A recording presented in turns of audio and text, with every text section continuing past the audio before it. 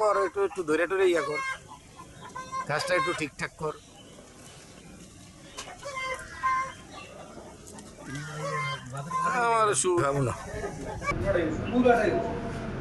আমি কৃষি অফিসে চাকরি করি।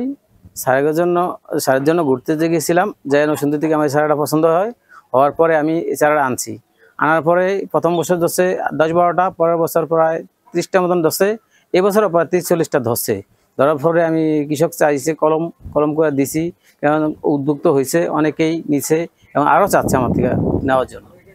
হাইমচর উপজেলায় আমাদের কম বেশি প্রচলিত এবং অপ্রচলিত ফলের আবাদ হয়।